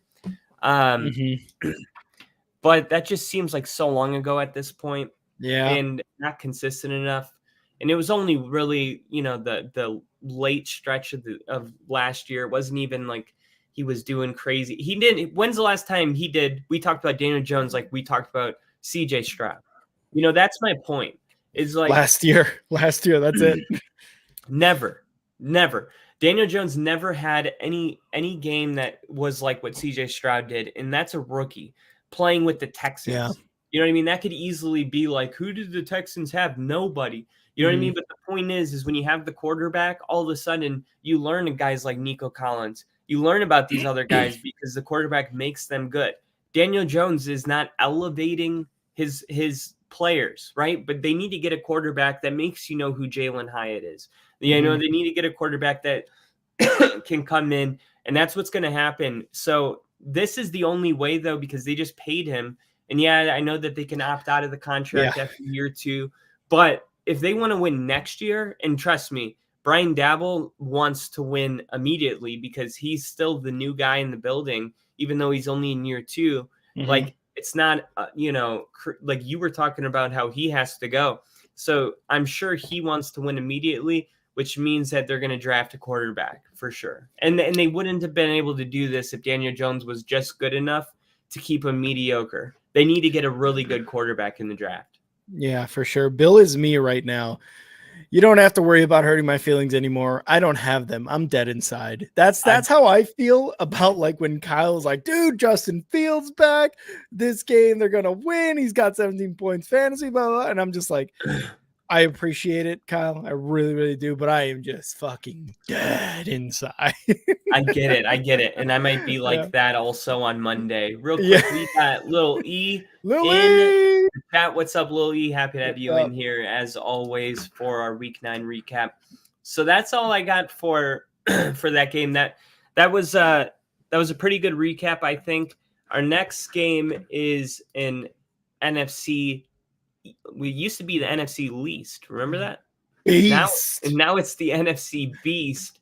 And we talked about it a little bit when we were talking about Miami, but the Dallas Cowboys, man, I will say this. I think Dak played his best game as a Cowboy. He looked terrific to me.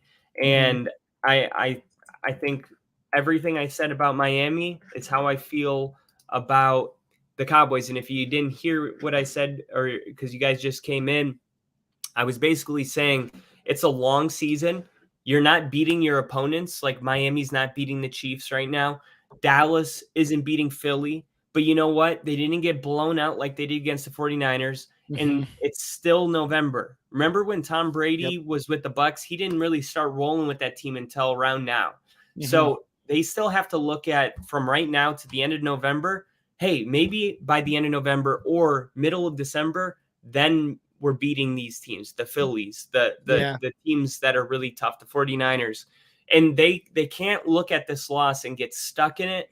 They have to continue to just progress and focus on improving, because if they can improve the way they've improved from the 49ers game to the Philly game, if they can make that same leap, then they will be able to beat anybody in the NFL when the playoffs roll around. That's kind of my take on it. What's your take on this game? I like that assessment because, again, what has happened since that 49ers loss, right? Like the Cowboys have 5 wins, like, and again, you established their floor is 6 wins this year, and they're probably going to surpass that easily. But I like that assessment. It's a tough game to go against an 8-1 Eagles team. And Dak Prescott had a really good game, 374 yards, I believe. And yeah, 374 yards, 3 touchdowns. Like they were in it till the end. Like they were only down 5 going downfield. Shitty thing is they let a lot of opportunities slip because of bad plays, penalties. They were at the 6-yard line of the Eagles with 27 seconds left, had a false start, a sack, incomplete pass, delay a game. And then just when you think they're going to get it in the end zone, he gets it to CeeDee Lamb, which is a yard short, and I believe he fumbled there at the end. So we can't talk too much shit about Dallas, right? This was not the 49ers game, like you're saying, at all. Like this was not it. They put in a great effort against a tough Eagles team. It's just it's a loss to a division opponent, man. The Eagles are just better. They're just better than the Cowboys this year, and they have been for a couple of years now. Yes, Dak has a very good winning record against the Eagles, but the Eagles are just a much better team, man. They just are. As far as the Eagles, dude, 28-23, you were up 20. What was it? 28-17. Let's see here. They were up 28-17 there in the third quarter. Scored nothing in the fourth and let the Dallas Cowboys get close. They were not trying to put this game away. They were really just playing to not lose, it felt like. And what's one thing that I love saying about teams that need to fucking win is don't let your foot off the pedal when you've got them down by more than 10 points or just when you have a big lead in general. They're up 28-17 and they just sucked in the fourth quarter. What was it here? They 3 consecutive 3-and-outs in the fourth quarter. So it's just the Eagles need to be able to continue to get those touchdowns in while they can, because they need to start, like, they got to blow teams out, man. Like Nick Sirianni in this offense has got to stop just playing to not lose. And Jalen Hurts again, 207 yards, 2 touchdowns, like great game by him. Kenneth Gainwell and Hurts rush for a touchdown. AJ Brown, another damn good game. I have him on my fantasy squad, so I know he had 7 receptions for 66 yards and a touchdown. Credit to the Dallas secondary, because he was going for 7 consecutive games with 125 plus yards. They held him to half that in this game. But again, a tough game for both of these teams. Philly comes out on top. They get their 8th win of the season, and it's just the Eagles, again, dominant team this year. It's just there's some games where we're like, ooh, are they the same team? Last year we went to the Super Bowl. They've got 8 wins. So, I mean, that's all they got to do. Win the games that they can win. Yeah, and the Week 14 rematch is going to be a lot of fun. Rivalries are always fun, but this one's about as tight as any rivalry really could be, and the implications are only going to get more important. And I think for the Cowboys, they're going to want to prove by that Week 14 mark. I think they do end up splitting the series with the Eagles, and this is going to be the NFL research stat here. The Eagles completed 3 touchdown drives of 11 plus plays on Sunday, the most such drives in a game from the franchise in the last 30 seasons. Wow. So long drives, and it's crazy too, because we know with AJ Brown, and Devontae Smith that they have the explosive, but they also have the ability to take the ball with 5 minutes left and never give you the ball back. You know what I mean? Like they can really run that clock, and that's these are really good teams right now. Dallas and the Eagles are 2 good teams, and it's gonna be a lot of fun to see that rematch. Yeah, and the time of possession was really pretty much the same. I mean, maybe the Eagles had it for like a minute more than the Cowboys. So, they were both able to eat some clock, and the score definitely you show that on the score. And Steve saying, how do you guys think Dak would do if the Pats made a move for him in the offseason? Badly. The Pats don't have any weapons on the offense for Dak to throw to. Hunter Henry, maybe. Juju, maybe. That's about it. He'd do badly. They really need what's his name, Bourne, to come back. I mean, but he's injured for the rest of the year. So if they made a move for him in the offseason, that would probably be his number one receiver. For sure. And do you want to go into Sunday Night Football? We did do the instant reaction on that. Yeah, we could skip that. If you guys want to check out our Sunday night and Monday night football, as well as our Thursday night football reactions to that game, go check them out on our YouTube page. And I'm sure you guys will love it. And I'm sure Lil E does not want to hear about the Jets right now. Or I was talking about Sunday night football. Oh yeah, we did the Sunday night football though. Okay, so you're good on that one? Yeah, we're good on that one. All right, so the Bengals end up getting the dub. No, I'm kidding. I like to talk about it. I do. Joe Burrow, though, he's looking good, man. Joe Burrow, like if we're going stock, Joe Burrow, Josh Allen. You know what I mean? Wow, it's crazy. It's crazy. Definitely. And I will say also that Joe Burrow in this Bengals team is rolling like any other team in the NFL. You got the Jaguars and the Bengals, probably the two hottest teams right now in the AFC. And Joe Burrow just continued to prove that he's back and that his injury was a real thing. They weren't able to get Jamar Chase, super involved in this game, but T. Higgins had a really good game. T. Higgins was kind of MIA for most of the season so far. Besides 2 weeks, I think week 1, he had 22 points fantasy, and then he had another 20-point game, but then a lot of nothing. So, and then he was injured. So rib injury. So now he's, I think right now this is perfect timing. And I think it's possible that, the Bengals don't really lose anymore for the rest of the year. So. Yep, absolutely.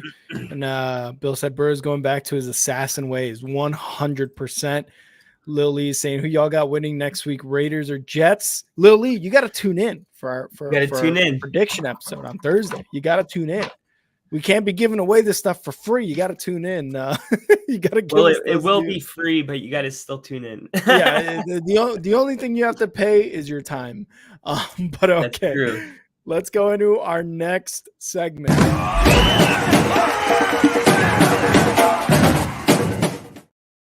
Running back of the week, Kyle. Again, we started this segment this year because running backs were being disrespected in the league the last couple of years. They're not getting paid what they should get paid, and a lot of these guys, CMC, Saquon Barkley, like, they're showing why they need to get paid. Kyle, do you want to go first on running back of the week, or would you like me to go first?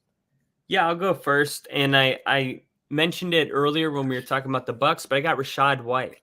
Rachaad White had 20 carries, 73 yards, but he had 2 touchdowns, and he also had 4 receptions on 4 targets, which is good. He's making the most of every opportunity for 46 yards.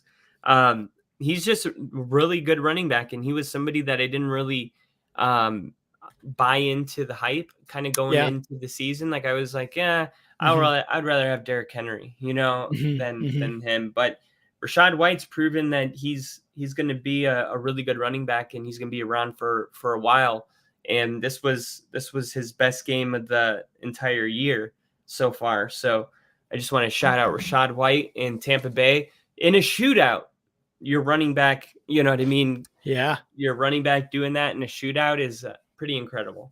That means he almost had he had almost 50 yards of receiving too. So, good job on him. And that's my running back too in fantasy. So I'm glad I picked him running back too. Yeah, bitch. What's up? Oh, I've got too much talent on my team. I'm Kyle. All right, my running back of the week, number 1 for me is going to be Keaton Mitchell from the Ravens.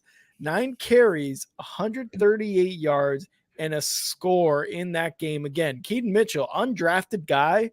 This is his first ever NFL game, had his first ever NFL rushing game ever. Just it's crazy. And he had 138 yards and a score. Like, that running game for the Ravens is just great. And he was able to kind of show out there, man. He's having like a Devon Achane type of game, breakout game in a sense.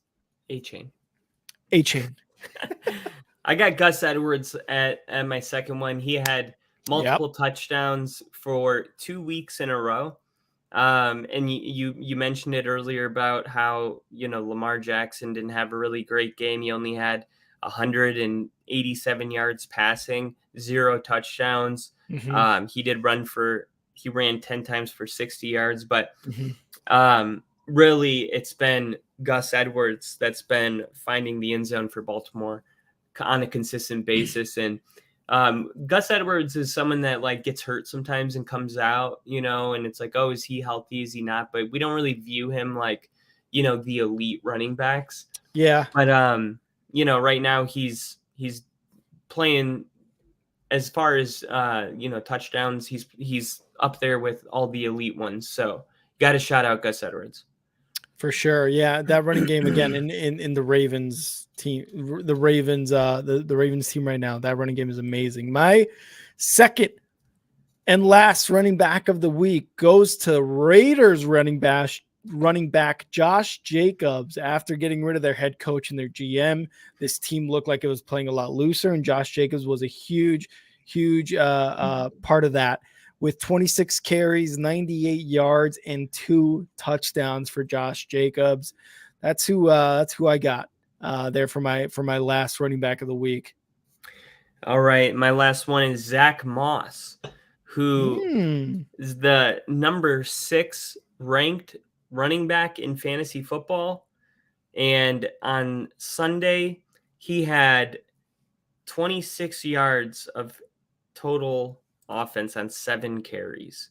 Oh, wow. 0 receptions, 0 yards. So I'm shouting out Zach Moss just because with Jonathan Taylor coming back into the mix, it's easy to just move on. And we need to kind of stop and remember, like, hey, this guy came in, not even supposed to be the lead guy and turned in a top 5 fantasy football campaign. And, he had a hell of a run. I do think this might be the end of the road here with for Zach Moss, but I do think he did enough to earn himself maybe a new home at the end of the year.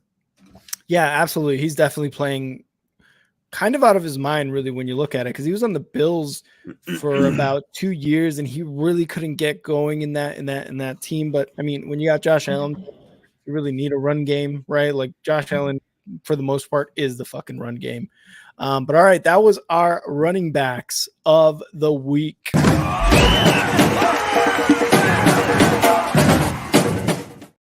All right, Kyle. Let's move into the hotly contested. Top 5, no debating. Top 5. Top 5. This is where Kyle and I just get angry at each other, but no. You notice the song says top 5, no debating. No debating, even though there's plenty of debate to go around. Let's go into our top 5. Kyle, would you like to go first, or would you like me to go first? You go first this week. Let's see. All right, for me, my top 5. Number 5. This is the first time they get into my top 5 this season. They are on a 4-game win streak. The Cincinnati Bengals and you thought I was going to say the Broncos. The Cincinnati Bengals are number 5 on my top 5. Joe Burrow, we talked about them at the beginning of the season. They looked rough those first 4 or 5 games. They get into week 9. They're 5-4. They're 4 in a row. The Bengals and Joe Burrow, man, kind of like what Bill said. He's getting back into assassin mode. And and the Bengals are finally back in the top 5. That AFC North, it's looking rough. It's looking crazy rough for anybody to want to play right now in any of those teams. Kyle, you have the Broncos? You know what? Just because you did that, can you put your eye like close to where the camera is? Ah, fuck, you son of a bitch. Oh man, that's gonna be awesome. Okay, so just fucked up his camera. At number 5, I got Cleveland. Oh my god, I gotta tell this really quick, guys. When me and Rick first started this channel, we were shooting it in my basement, and I had a 55-inch flat screen TV, and I love this story. And do you remember what happened? We had it, I think, on one of you. We had it on top of your stool. I think. Yeah, and it just like the smallest thing happened, and the whole thing like shattered, cracked. Yeah, and then I had to just move my TV and do the podcast, and like so funny, act like nothing happened. Yeah, so funny. At number 5, I got the Cleveland Browns. They shut out the Arizona Cardinals. Deshaun Watson's back and he's healthy. They're the best defense in the NFL. Baltimore's really close. And Myles Garrett is the best football player. He's going to be the defensive player of the year for sure this year, I think. And Cleveland's going to definitely make a playoff appearance. Number 5. Yeah, again, I talked about how they're just a weird team. Their wins and losses just don't make any sense. But hey, they got a winning record. They got Deshaun Watson back, and he's having good games. So why not? For me, at number 4, and steadily at number 4 for 2 weeks in a row now, I've got the Kansas City Chiefs. They went into Germany. They beat the Dolphins, not convincingly. And we keep talking about that defense, but the defense made a difference. They were able to get a touchdown, a score, which was the deciding factor really in this game. And they were, able to basically shut out for 3 quarters a Dolphins team who, for the first few weeks of the season, were looking like one of the best offenses in the league. Yes, they've been calm down the last 3-4 weeks, and they haven't really beaten anybody good, but hey, a win is a win is a win, and the Chiefs are still at the top of their division getting dubs. Definitely agree with that one. Funny comment there, Bill. At number 4, I got the Baltimore Ravens. And if you guys didn't catch it earlier, I finally explained why I hate the Baltimore Ravens. I did it probably at the 10-minute mark. Yeah, you guys got to go back and it's about as personal as it could get. As Deion Sanders says, it's personal. It's personal. But yeah, the Baltimore Ravens are beating really good teams. They beat the NFC North leader by 30 points, gave up 3. They beat the NFC West leader by 30, gave up 3. I mean, there's not much to say. Like, the Baltimore Ravens are beating really good teams by a lot. They're definitely a top 5 team right now, and they're gonna need to battle Cleveland next week. And right now, I have Baltimore ranked ahead of Cleveland. We'll see next week where that stands. All right. For my number 3, they were on a bye week, so they could not have lost. I've got the Jaguars, who are on a 5-game win streak right now, at number 3 for my power rankings. Again, Trevor Lawrence has looked, outstanding in these last 5 weeks. The defense is looking good. Travis Etienne has looked fucking awesome. This team, the Jaguars, they get a nice win in their 5-game win streak. But we'll find out next week if that was a good thing or a bad thing for this team. Because, sometimes you come off those bye weeks well rested and you got a 5-game win streak. You almost don't want to take that bye week. So right now at number 3, I got the Jaguars. At number 3, I got the Jaguars. So all the reasons that you said, I think the Jaguars are rolling right now. They're going to be maybe the number 1 seed in the AFC. We'll see how it all works out. But yeah, the Jaguars are easily at number 3. Kyle's going to hate this one, but my number 2 team, is the Ravens. The Ravens shutting out two of the best NFC teams right now. Kyle just got even more sick after he heard that. But I the don't Ravens spit, I vomit. Got it. One egg short of the omelet. He's so sick of that pick that he's rhyming right now. Like, that's insane. The Ravens have beat two of the best NFC teams on the NFC side. Their running game looks unstoppable. Lamar Jackson, passing wise, has not really been great, but it's just for the Ravens. It doesn't seem like they need to unleash that passing game yet. They got him weapons, right? You know, Lamar Jackson can pass the ball, get touchdowns, and he can run it himself. But right now, they're beating the teams on the ground. And to be honest, why not continue to do so that way? If you're winning games that way, keep it going. Ravens 7-2 right now. Second in the league right now in terms of win loss record. Yeah, number 2, I got the Cincinnati Bengals. I think the Bengals have proven a lot. I think when you go into San Francisco and beat the 49ers, and then you beat Buffalo in back-to-back weeks, and you beat both teams definitely, and it didn't look like it was going to be much of a shot. I think you got to put the Bengals all the way to the top, man. I mean, they were always going to end up here. We know that they're going to end up here. It's just kind of one of those things where it started slow again. But Joe Burrow's back. Joe Burrow's probably the only quarterback that's a real threat to Mahomes in the NFL. And when he's playing his best football, the Bengals can go to Super Bowls. And this is as good of a roster as this Bengals team has ever had under Joe Burrow. And they're finding their rhythm right now, and that should, nobody wants to play this team right now. Nobody. And that's how you know they're the justify number 2 is I can't think of, more than 2 teams that I would hate playing more than the Bengals. You know what I mean? Than my top 2. So, and depending how they end the season too, like again, going into the playoffs, they almost seem to be a lock, right? Regardless if it's a wild card or a division winner, you don't want to play the Bengals in the playoffs, man. They've been there, done that. They're just going to continue to go there and do that. So our number 1 team, Kyle, I'm pretty sure we got it down. If you want to say it, ready? 3, 2, 1. The Bears. Denver Broncos. I don't. Oh man, we must have fucked up there. If Denver beats Buffalo, if they go from beating because then they'll be on a 4-game win streak. Okay. And then they beat Buffalo and they beat the Chiefs. Do they get to go to the 5? No. But why not? Because there's just much better teams. But what if they what if Josh Allen doesn't throw a touchdown pass and Russell Wilson has 300 yards? No, there's no way.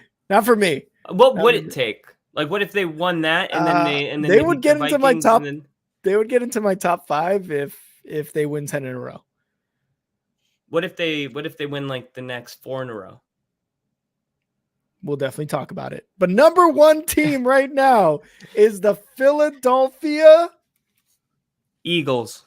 They had a tough game against the Dallas Cowboys. They almost basically gave that game away to the Cowboys. Let's be honest. The Cowboys kind of just shot themselves in their foot, but the defense is still playing well.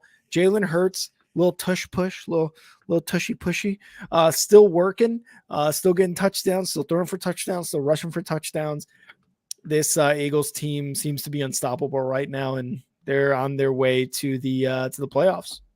Yeah, I don't know what to do right now with how many good teams there are. I mean, San Francisco didn't make the list. Dallas didn't make the list, even though Dallas just played Philly really close. Detroit came out of the list for some reason, even though they were on a bye week. I mean, they got destroyed by the Ravens.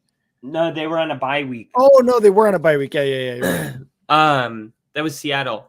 Yeah, Seattle, sorry. But it's there's just, we have a top 5. Obviously, it's really fun, but in reality, a top 10 is a lot more doable than the top 5. And there's going to be teams that, you might be a fan of. They're what the, how is Detroit not in it?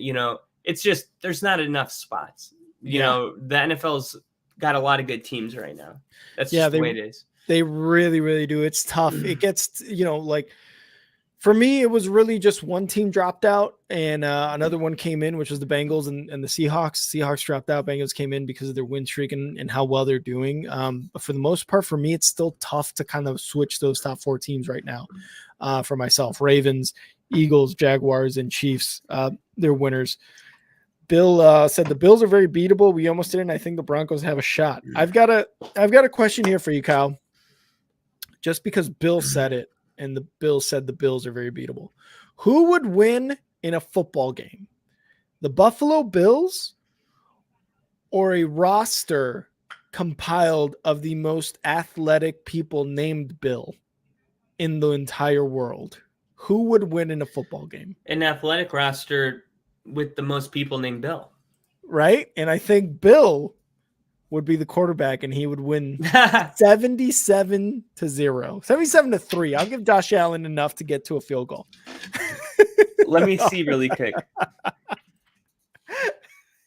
Bill Russell, of course. He's dead. Yeah, but in this case, do they does it have to be like they're alive and they're playing at their current age? I just want regular athletic Bills to be able to play. Like, I'm not even talking about like basketball players. Just a whole Bills team named Bill. Yeah, people named Bill who've been in the NFL. I'm just talking about regular. That would regular be so funny Joe if athletic the Bills. The Bills versus all the Bills. What if the Bills were like, no, you have to be named Richard to be on our team? And then a guy comes in with a birth certificate and it's like, can I play? My name's Bill. And they're like, no, get the fuck out of here. Get the fuck out of here. If your name's not Richard, your name's not Bill. What are you talking about? Oh, I love it. All right. Oh, this is a good one. Bill said, Kyle, that's your next short. There you go. There's an idea. There's an idea right there. Yeah. I love it. All right. Thank you guys so much for tuning in for Top 5, no debating. Top 5, top 5, top 5. Kyle. It's that time. What do you got for the little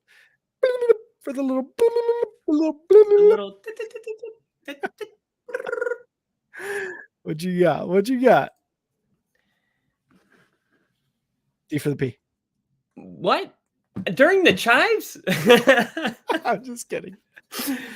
Inglewood, Colorado. The Wrong. sports story comes out of Inglewood, Colorado. Cornerback Patrick Surtain, too, checked out the artist renderings of the Denver Broncos' planned $176 million state-of-the-art training facility that is going to be opening a new team headquarters that will be built on their existing 33-year-old campus.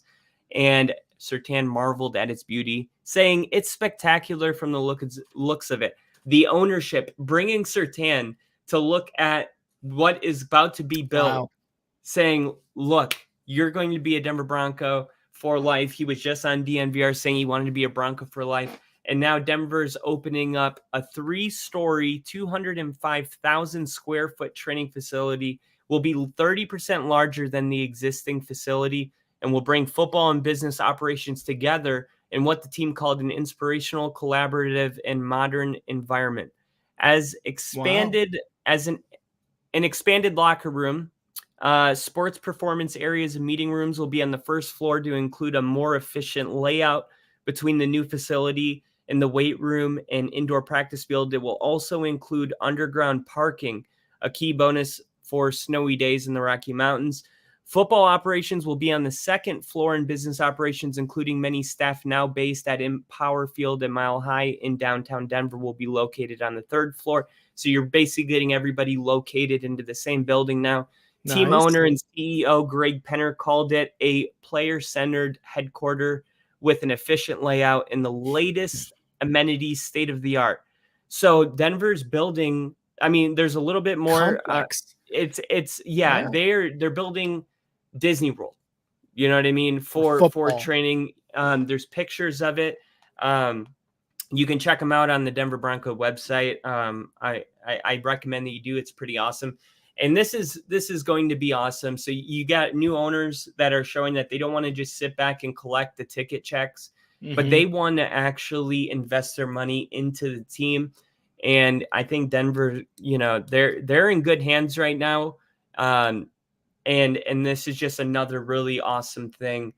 And the Bears are about to build their own shit too. So, hopefully it's a good feeling though.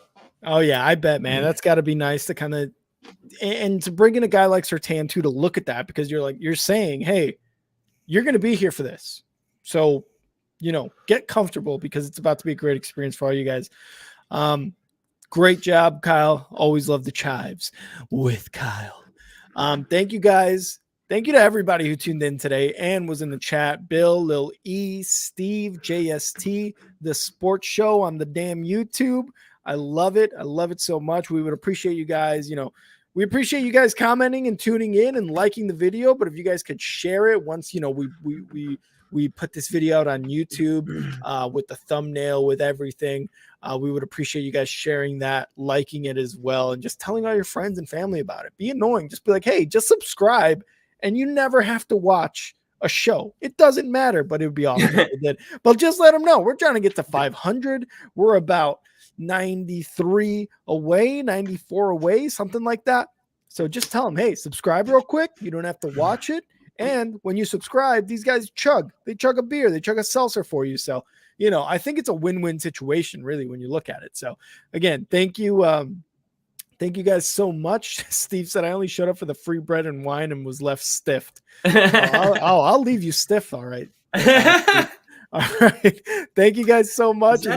Just like the ticker says at the bottom and up top, you could follow me on Twitter at @andnowrick. Kyle, where can they follow you on Twitter? FTBLONLYPODCAST. Follow and like all our shit. Bill is always sending us tweets. I was finally able to see those clips yesterday, Bill. Thanks for the shout out on Tom Grossi. I really appreciate that. Loved it. Kyle, as always, man, great episode. And we will see all you guys on Thursday. Hell yeah. See ya.